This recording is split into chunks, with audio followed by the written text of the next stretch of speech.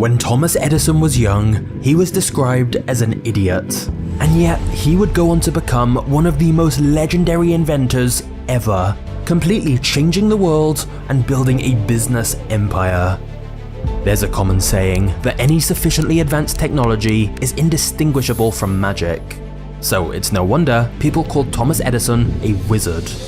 Edison played an instrumental role in the advancement of the telegraph, radio, camera, telephone, and most famously, the incandescent light. Many would say he's one of the most influential people ever, and there's no doubt seeing him start from nothing and defy all the odds is extremely inspiring. However, whilst Edison is one of the most famous inventors, some argue that he wasn't really the genius he's touted as, and that instead he just stole others' work and took the credit for himself. And this led to dramatic battles, like where Edison fought Nikola Tesla for the glory of illuminating the world. Fortunes were made and destroyed in seconds, and this is where Thomas Edison's dark side emerged. So Edison's legacy is not black and white. But since this is such a fascinating story, for this video only, I decided to hire a professional voiceover artist and a 3D animation studio to help bring this story to life. So, let's travel back in time together to the 1800s. Welcome to the true story of Thomas Edison, the man who conquered darkness.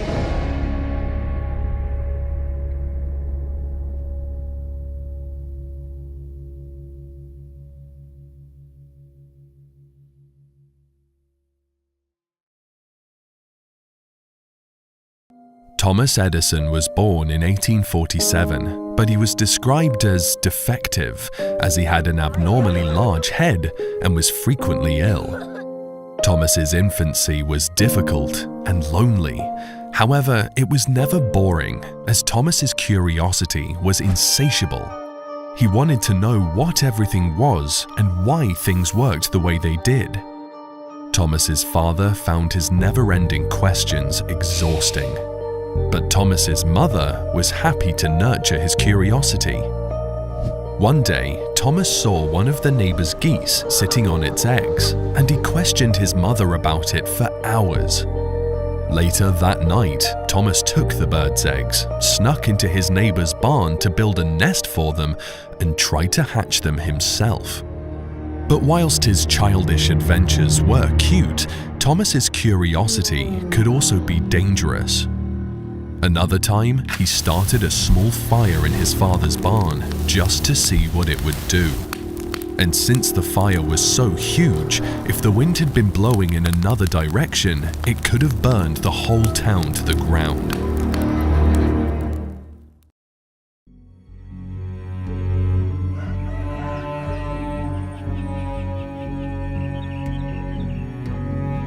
After this, his father was convinced that Thomas was an idiot, so he whipped him in front of the entire town. Things got even worse when Thomas got a bad case of scarlet fever. Money was so tight that his father had to pull him out of grammar school in order to buy medicine. When Thomas finally re-entered school the next year, he was way behind the other kids. And if his father treating him like an idiot wasn't embarrassing enough, his teachers were also doing it. One day at school, Thomas overheard two teachers making fun of him, so he ran home and told his mother that he never wanted to go back. Thomas's mother refused to believe that her son was an idiot, but clearly traditional schooling wasn't working for him. So she decided to educate him herself. Thanks to his mother, Thomas learned basic reading, writing, and arithmetic as well as any other kid. And once those fundamentals were covered, she didn't force subjects onto him like his school teachers did. Instead, she let him pursue his own interests. One day, Thomas read a book that described scientific experiments he could do at home. After performing every one of them, he asked for another book, worked on that, and then kept asking for more. But as Thomas's love for science grew, so did his ability to get into trouble. One time, when Thomas was trying to figure out how balloons worked, he fed a boy some chemical powder hoping he'd float away, but instead the boy just became incredibly ill. Another time, when Thomas learned that friction generates static electricity, he attached metal wires to the tails of two cats and tried to rub them together, which just got him clawed. This didn't stop Thomas though, because when something was a mystery to him, he had to understand it. So Thomas began collecting everything he could find in case it was useful, from feathers to metals to bones. His mother urged him to start his own home laboratory in their basement so he could practice his experiments down there. However, it was very basic, and to conduct more sophisticated experiments, he needed money.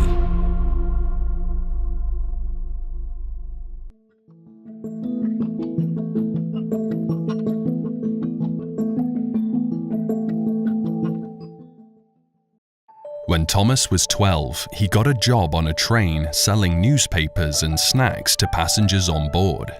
For a boy obsessed with science and machines, working on a train was paradise at first. But it didn't take long for an accident to happen. One day, when Thomas was carrying a stack of newspapers almost as big as he was, he noticed that his train was already leaving the station. He immediately ran after it and managed to reach one of the boxcars just in time. But with the train already moving, Thomas lost his balance and was about to fall and get crushed by the train. Miraculously, someone managed to grab Thomas by the ears and pull him up to safety, but he felt something snap inside his head. By the time Thomas recovered from the initial pain of the accident, he could barely hear anything. Thomas was partially deaf and would never recover. In fact, his hearing would only get worse with time.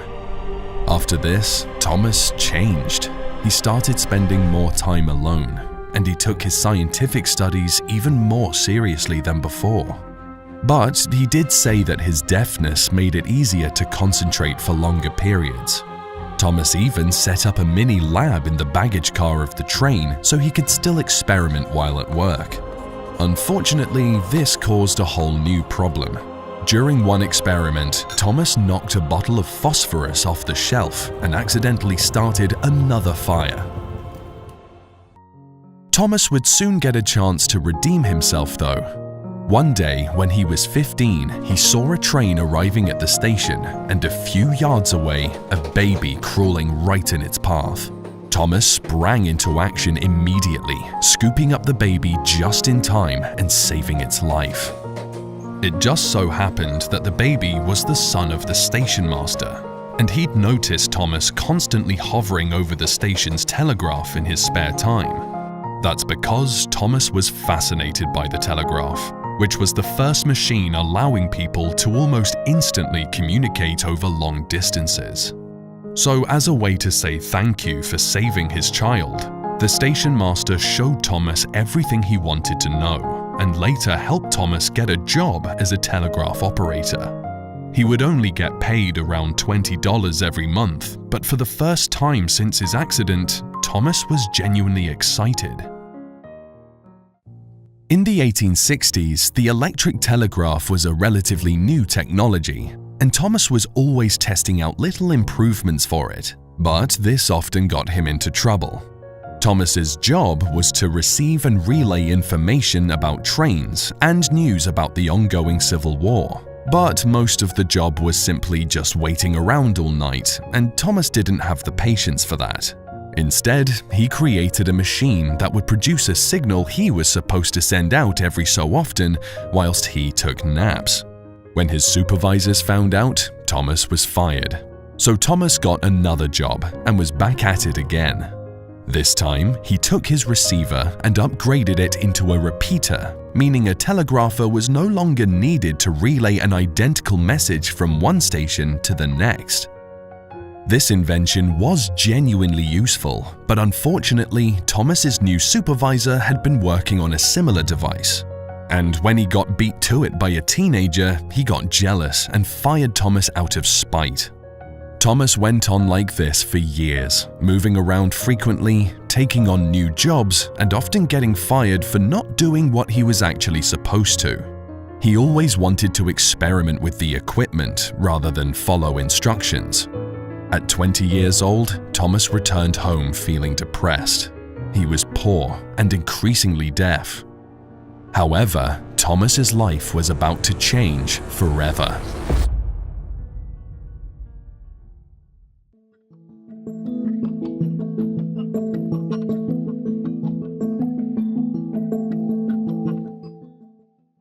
Thomas had made some good friends during his time on the trains, and one of them wrote to him about a job opening in Boston at Western Union, which was a telegraph company at the time. Thomas jumped at the opportunity, and he arrived in Boston in 1868. He was so fast at tapping out Morse code that Western Union gave him the job of receiving stock market quotes from New York's fastest sender. And when that got boring, he started tinkering with the telegraph again. After a while, Thomas made some useful refinements, and when a telegraphy journal wrote a piece on him, companies began offering him money to work on inventions for them. This gave Thomas the confidence to quit his job and become a full-time freelance inventor. Around this time, he started sleeping less, as that gave him more time to work on his creations. But things got off to a rocky start. Thomas's first invention was a simple vote recorder, for which he registered his first ever patent. It allowed lawmakers to press a yes or no button from their seat to vote on something. That was as far as he got with it though, because according to the legislature of Massachusetts, using it would be illegal. Thomas was nearly bankrupted from this, so he decided that going forward, he would only work on inventions in commercial demand, meaning he could make money from them. He said, "I find out what the world needs, then I proceed to invent." This way, he could continue doing what he loved and what he was good at, but he hopefully wouldn't starve along the way. Thomas's next invention was an improvement on a telegraphic stock ticker, which definitely fit the commercial demand criteria, as the company he developed it for quickly found around 30 clients for it. But Thomas got screwed over in the deal and sold his patent rights for next to nothing. Working as a freelance inventor was proving much tougher than he'd thought, and although he'd learned a lot, those lessons weren't paying the bills, so Thomas became increasingly anxious.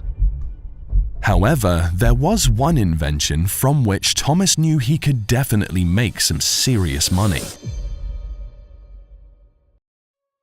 The earliest versions of the telegraph used 2 wires between each station, one to send electrical signals and one to receive them. Then, in the 1860s, inventors found a way to take turns sending and receiving signals through a single wire. And later on, they figured out how to send and receive signals simultaneously. But whilst these new features were useful, they made the telegraph slow and unreliable, so telegraph companies didn't implement them. Thomas set himself an ambitious goal: to fix the bugs, as he called it, thus inventing the first truly functional duplex telegraph. Since Thomas had a reputation as an able inventor, he was able to take out a loan of $800. It was a big risk, but if he succeeded, he would effectively double the capacity of telegraph wire and cut its cost in half. Telegraph companies would pay huge amounts of money for that, and the royalties could be life-changing. So there was a huge upside if things went well, but unfortunately, they didn't. When Thomas first presented his invention to a big telegraph company, he couldn't get a response to his message. The test was at midnight on a Saturday, so Thomas didn't know if the operator on the other end of the line was asleep or if it was him who built the telegraph wrong. But either way, the result was the same. Nobody was buying his invention. Considering that the $800 he borrowed would be worth over $18,000 today, Thomas was now in some serious financial trouble. And there was no way anyone in Boston would finance his inventions anymore, so he spent the last of his money on a train ticket to New York. When Thomas arrived, he didn't have a penny to his name, and he hadn't eaten in days. So in order to get food, he had to trick a store owner into giving him a free sample of tea bags, which he then traded for some 5-cent dumplings a few blocks away. And to make matters worse, the one friend Thomas had in New York was out of town. So he spent the entire first night wandering the streets, cold and lonely. But he was still determined to succeed. The next morning, Thomas made friends with a fellow telegrapher who loaned him $1. It may not sound like a lot, but it was life-saving. Thomas realized if he lived off 5-cent dumplings, he could eat for 20 days. Still, as Thomas roamed the streets, it was hard to imagine he'd soon become one of the most influential people in the world. If you run your own business, YouTube channel, or any kind of team, you'll know how chaotic things can get if you're managing lots of files. But that's where today's sponsor, Dropbox, is an absolute game changer. We're probably all familiar with Dropbox for storing files, but until recently I hadn't realized how many incredible features Dropbox has to make your life easier and streamline your workflow. For example, with Dropbox Transfer, you can share large files up to 250 gigabytes with a single link, and anyone can download the files, even if they don't have Dropbox. And don't worry if someone makes a mistake, as you can easily recover deleted files or revert the file to an older version before certain changes were made. But my favorite feature is the fact that you can sync your content across all your devices so easily. So if I switch from my PC to my laptop, I can just instantly access all my files without having to do anything. I'm also really excited about their new AI-powered tools like Dropbox Dash, which lets you quickly find whatever you're looking for. For example, if you're not sure what a file is called, you could just search images from Spring Campaign and it'll surface what you need, which is a huge time saver. So try Dropbox today and help your team create faster. Just click the link in the description below to get started now.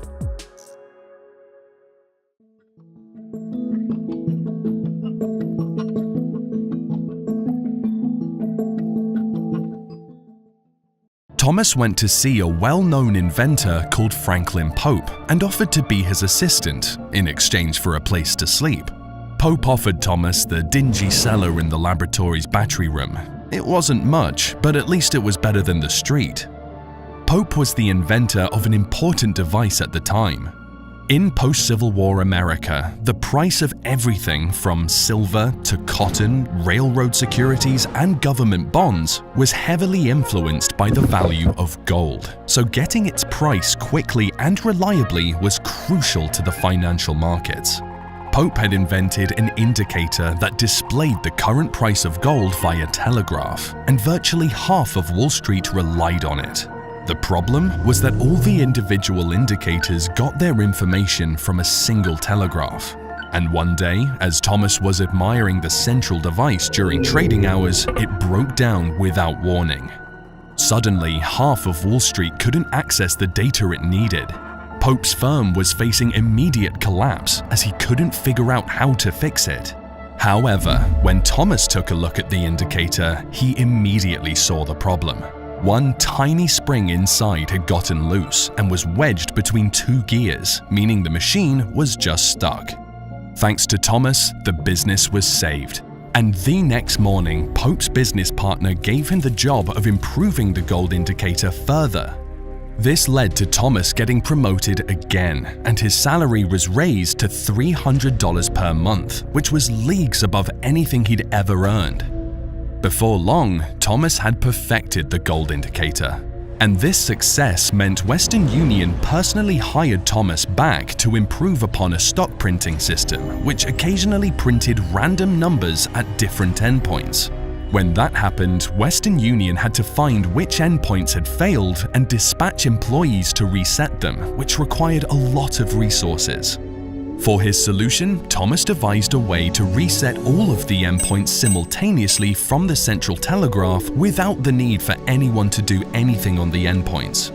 This single-handedly saved Western Union so much money that they offered Thomas $40,000 for the patent rights to the invention, which is just over $1 million today. This was truly life-changing money. Through his inventions, he had gone from starving on the streets with nothing to now feeling rich. However, the only thing crazier than Thomas getting a payment equivalent to $1 million at 24 years old is the fact that it took him less than 30 days to spend nearly all of it.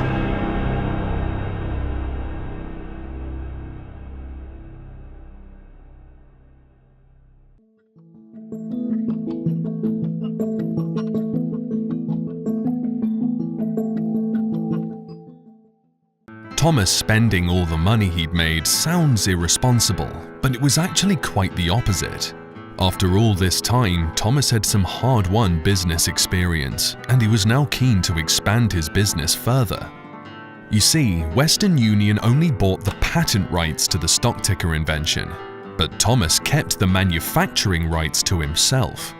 As part of the deal, Western Union gave Thomas an order for 1,200 stock tickers, which over the next few years would make him almost $500,000. That's the equivalent of around $13 million in today's money. So Thomas spent his initial $40,000 building a manufacturing plant, a laboratory, and hiring other capable inventors to work as his assistants. This way, he could create more inventions, sell them for a big lump sum, and then manufacture them for even more money. He considered it an idea factory, where he and his assistants would carry out all kinds of experiments to test out his many ideas. Since Thomas was never sure what they'd need, he filled the lab with a wide variety of chemicals and every kind of metal possible. He also collected whatever random materials he could, such as peacock tails, bull horns, and porcupine quills, just in case. Who knew what they might need? However, it's fair to say that Thomas had a unique style of invention. Ever since he was a kid, Thomas despised math. There was no way for him to understand how numbers related to anything going on in the real world. So, when it came to using tools like calculus, trigonometry, and physics formulas, Thomas was useless. Instead, when he was working on a new machine, he would visualize it. Down to the smallest gear and even the flow of electricity, Thomas could see how all the moving parts of his inventions fit together, how they could be repurposed, combined, or improved in some way. And even though his methods were unusual, unscientific even, they were undeniably effective. Between 1872 and 1873, Thomas filed 53 separate patents, including improvements on the stock ticker and the telegraph. However, this has led to some controversy around Edison in the present day. Some feel he gets too much credit for other people's inventions. For example, Thomas didn't invent the typewriter, but he did improve on it. Another argument is that he was more of a businessman than an inventor, as his company took credit for the inventions of the many assistants he hired. The truth is more nuanced. Thomas Edison was both an inventor and a shrewd businessman, which is what separated him from most other inventors. He was always focused on the commercial side of invention and kept reinvesting profits to expand his business. Either way, producing so many patents didn't come easy. Frequently, Thomas gathered some of his assistants and formed what he called an insomnia squad, who would stay awake for up to 3 days working on an invention until it was absolutely perfect. He famously said, "Genius is 1% inspiration and 99% perspiration." Thomas pushed his employees hard, but he was right there with them, and he worked harder and longer than any of them. The laboratory was home for Thomas. In fact, his obsession with working there soon became problematic. Thomas had gotten married and had children with a woman named Mary, who did most of the parenting while Thomas worked in his lab.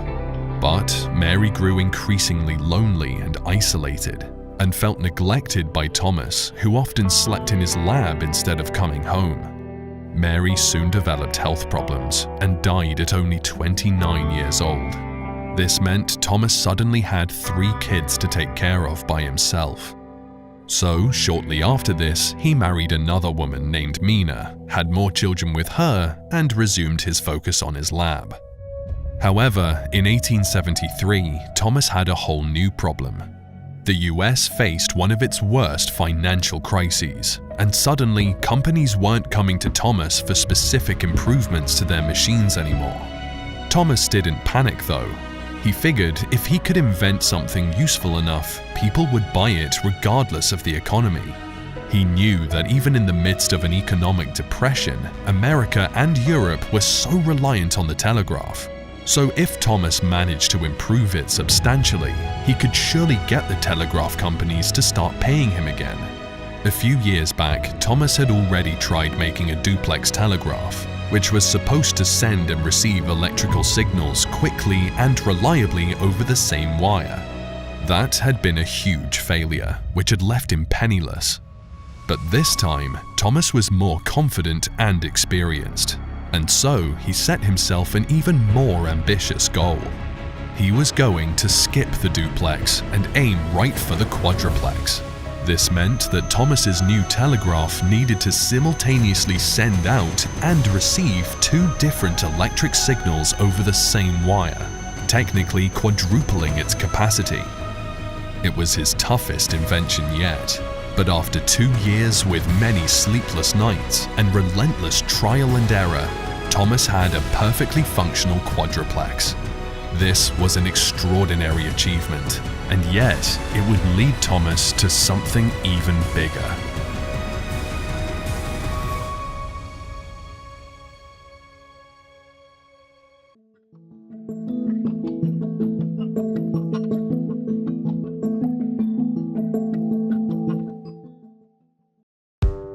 Thomas set up a new industrial research laboratory in a remote part of New Jersey called Menlo Park.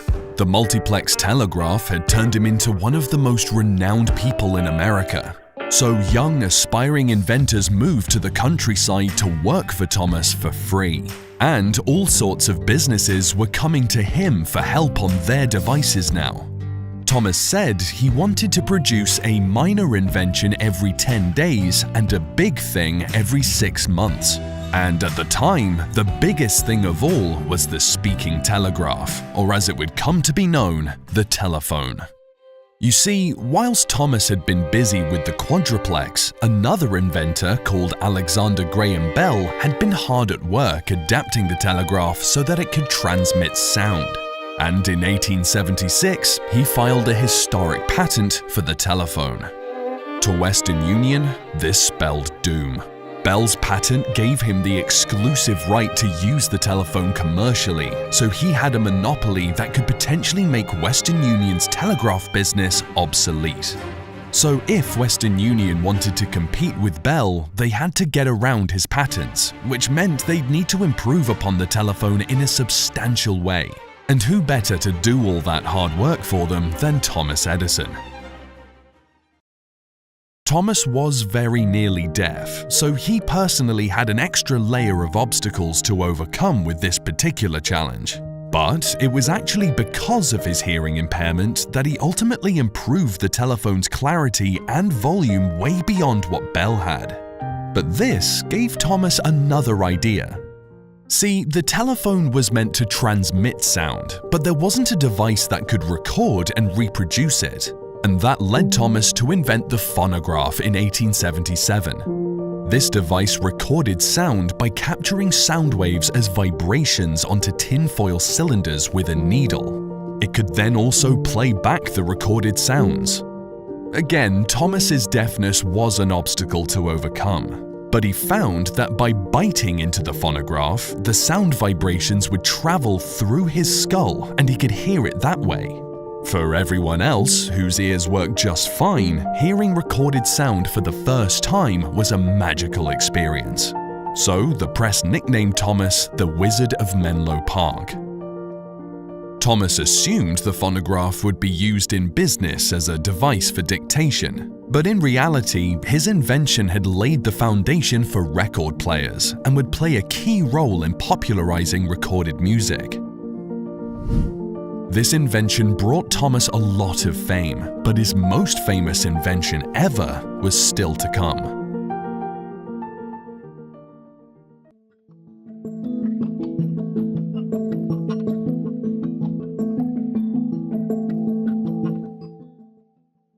For over 70 years, electric lighting was one of the most stagnant areas of scientific research. When the sun went down, people still relied on candles, gas lights, and kerosene lamps. These all had issues. Candles could cause fires, and the gas used in lamps had a bad smell and built up dangerous fumes. So in 1878, Thomas became determined to change that.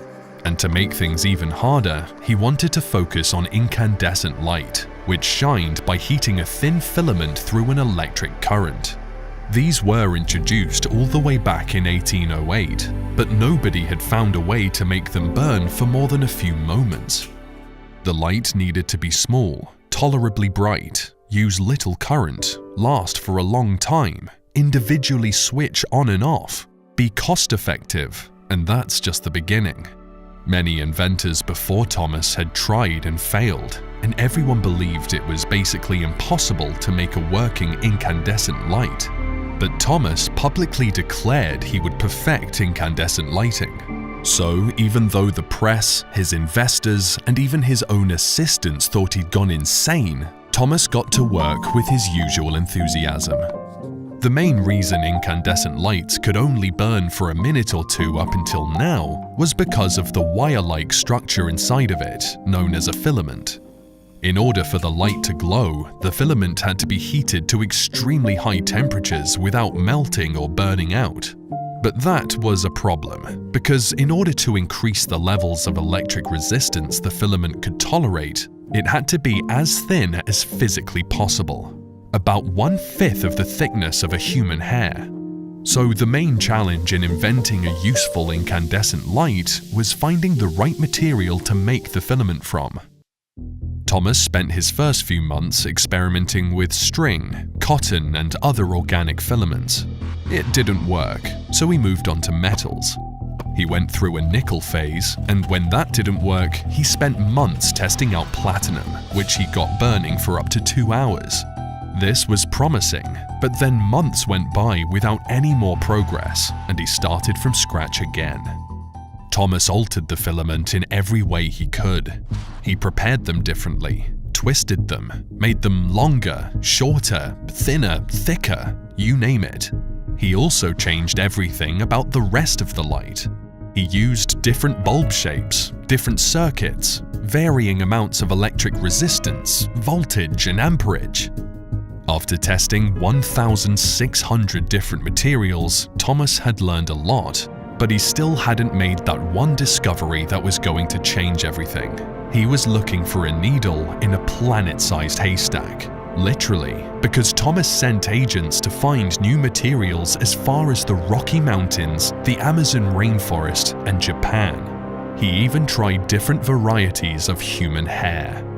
After 1.5 years and countless thousands of dollars, Thomas's assistants and his investors had lost all hope.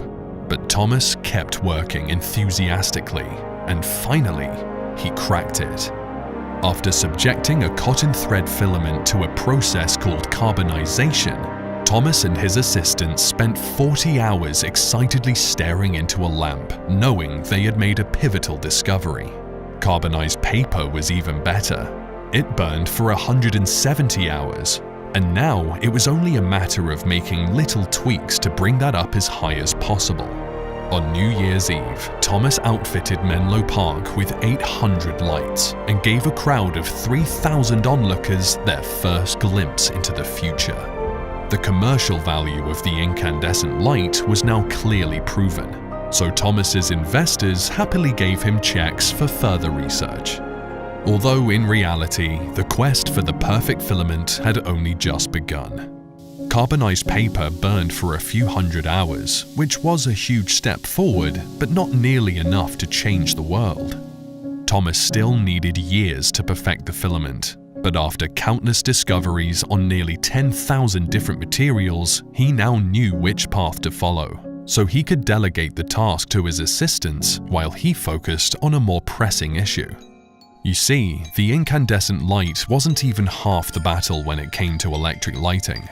After all, the lamps needed electricity, and if Thomas was planning to illuminate the world, there needed to be a way to get it to them. So Thomas's next challenge was to design an entire industry to deliver electricity on a massive scale, which clearly wasn't going to be easy. Thankfully though, being the world's most famous inventor had its advantages. Thomas frequently attracted world-class geniuses to come work with him, and there was no better man for this job than a young Serbian immigrant by the name of Nikola Tesla. Unfortunately, he would end up becoming Edison's greatest rival.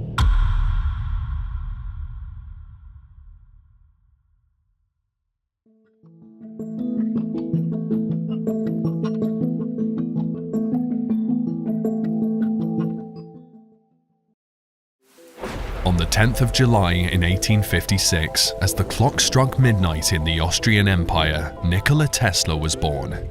The midwife pointed to the violent lightning storm outside and felt it was a bad omen, predicting that he would be a child of darkness.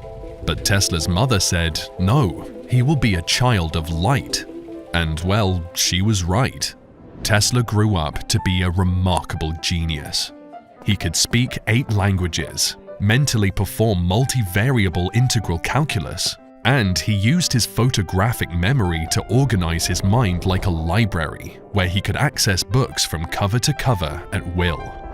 But for all his genius, Tesla had some strange quirks. He was paralyzed with fear at the sight of pearls. He had a bit of a gambling addiction, and he would freak out if the number of stairs he climbed, which he always counted, wasn't perfectly divisible by 3. This strange yet brilliant child of light found work in Paris as a technician at the Continental Edison Company, and it didn't take long for him to stand out. Tesla's supervisor sent him to America to work alongside Edison himself, with a short letter that read, "My dear Edison, I know 2 great men, and you are one of them. The other is this young man, Nikola Tesla." When Tesla arrived in 1884, a mugger stole everything he had except for 4 cents in his pocket. But of course, he still had his undeniable brilliance and work ethic, and that was all he needed to earn Thomas Edison's respect. After meeting him, Thomas immediately asked Tesla to come work directly with him. Now, in the 4 years since Thomas had proven the commercial viability of incandescent lighting, a lot had happened. His assistants had made massive strides using bamboo filaments, but at the end of the day, merely inventing a light bulb wasn't enough. So Thomas had been busy creating an industry to deliver electricity on a massive scale. This meant designing an entire suite of infrastructure, starting with a central power station to generate electricity, and then everything that went in between that and a light switch. But before starting, Thomas had to choose which of the 2 primary methods of electrical transmission he was going to base all his inventions on: direct current, known as DC, or alternating current, known as AC. Their main difference is that DC maintains a constant voltage, meaning it moves electricity continuously in one direction, whilst AC's voltage alternates between positive and negative, and thus periodically changes the direction electricity is traveling in. When Thomas started building his system, scientists knew much more about DC than they knew about AC. In fact, most scientists thought that harnessing AC at scale was physically impossible, and therefore DC was considered much simpler to operate. So Thomas did the logical thing and placed all his bets on DC to build his system. But as time went on, Thomas came across some tough obstacles. For starters, DC-based power stations were expensive, and worse, they could only power the area within a 2-mile radius. DC could only travel short distances, requiring power stations every few blocks. As a consequence, Thomas's business had found success illuminating individual factories, department stores, and hotels, but he had only built 12 central power stations in major cities. So, illuminating the whole world was still a faraway dream. But Thomas did what he always did, and began optimistically chipping away at his obstacles. One of those was an inefficient DC motor, and he assigned the hard-working young genius he just hired to improve it, Nikola Tesla. However, Tesla had other ideas. Tesla believed alternating current could work, and that it wouldn't have the same limitations as direct current. According to Tesla, producing electricity with AC would be cheaper than DC, and there was no limit to how far it could be transported. Truthfully, Thomas had considered this many times himself, but he'd already designed an entire industry around DC and filed hundreds of patents for it. Starting over with AC instead would have cost him millions in royalties, years of his time, and he honestly thought using AC was impossible. So Thomas told Tesla to just work on the DC motor, and he casually mentioned that if he managed to improve it substantially, he would award Tesla $50,000, which is over $1.6 million today. With a crazy incentive like that, Tesla forgot all about alternating currents, and a few months later, he came back to Thomas having done a fantastic job improving the motor. But when Tesla asked him about his $50,000 bonus, Thomas just laughed and told him, "Tesla, when you become a full-fledged American, you will appreciate an American joke." Basically, Thomas said he had not been serious about the bonus. Tesla didn't see any humor in this. He felt he'd just been scammed, so Tesla quit his job right then and there. However, Tesla's life took a turn for the worse after leaving Edison's company. He even resorted to digging ditches just to survive at one point. But Tesla was more determined than ever to make AC a reality and prove Edison wrong. And so, the War of the Currents had officially begun. Two of the world's greatest inventors were going to battle it out.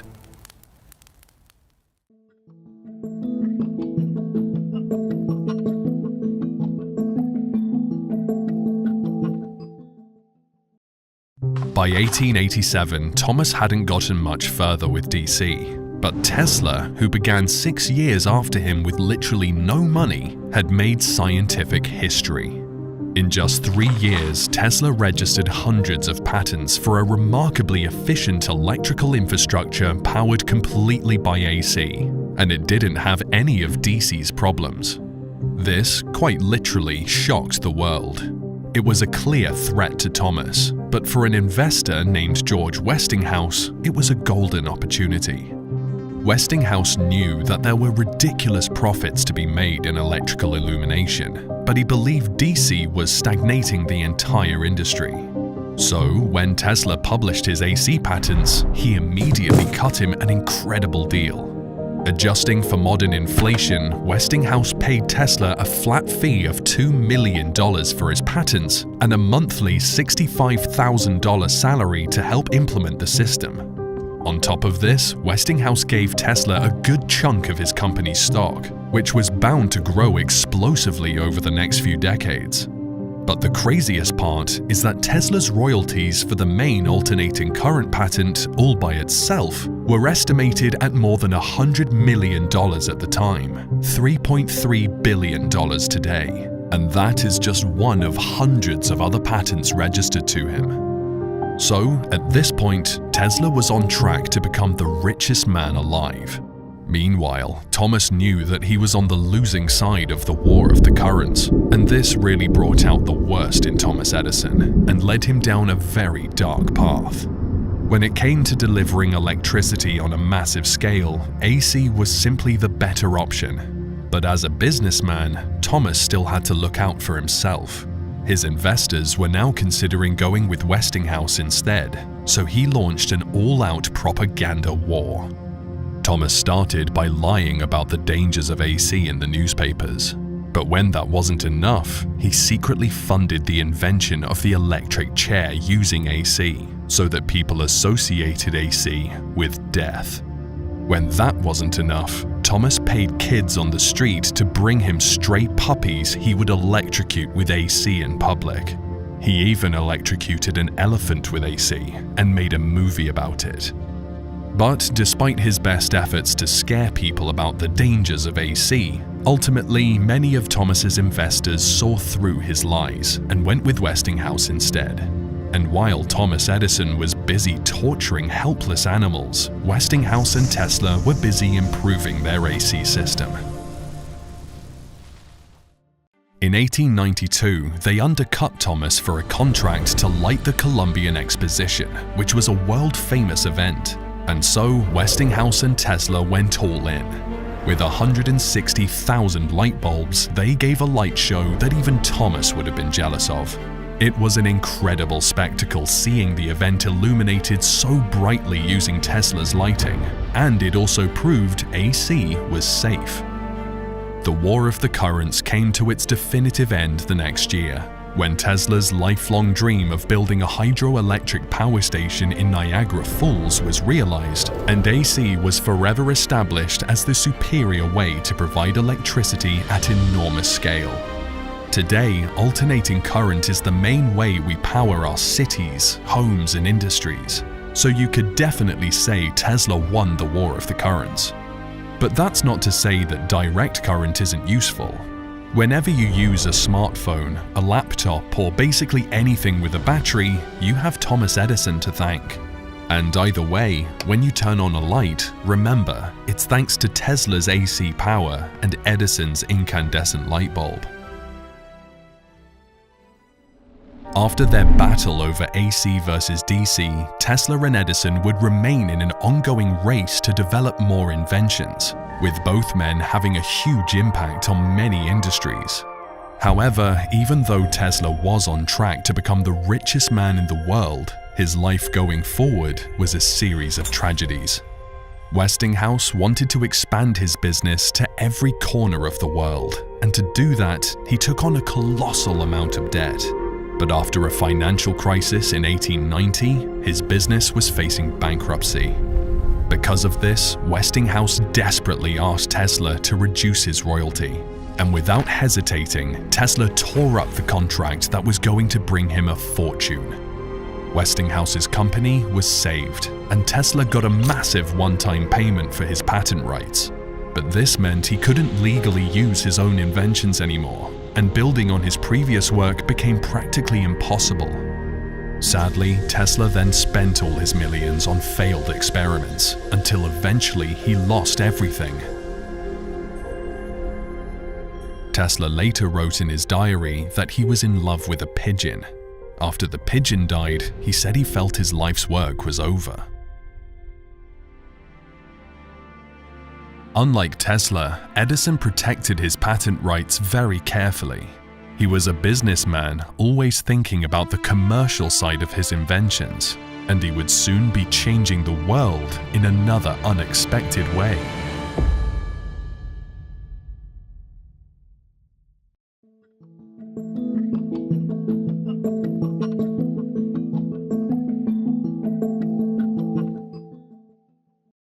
By 1886, Thomas had reduced the cost of producing a light bulb to just 22 cents. He'd built over 500 isolated lighting plants and raised the number of big city central stations from just 12 up to 58.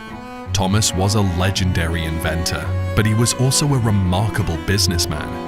At 38 years old, he'd built an illumination and manufacturing empire that raked in millions every year and made the business of electric illumination profitable for the rest of the world. However, during the War of the Currents, J.P. Morgan took a large interest in Thomas's companies and consolidated them into Edison General Electric. But Thomas wasn't very happy there. His business had grown to a staff of almost 3,000 employees, and that meant he had a lot less time to work on inventions. Most of the time, he was acting as a manager. Then, in 1892, J.P. Morgan removed the word Edison from Edison General Electric. So soon after, Thomas sold the 10% of stock he still held and resigned from his position. Today, General Electric is worth over $100 billion, so selling everything was maybe not the best decision Thomas ever made. But he had enough money to become a full-time inventor again, which is what he truly loved doing. In fact, Thomas had the habit of simultaneously working on dozens of different projects in his laboratory.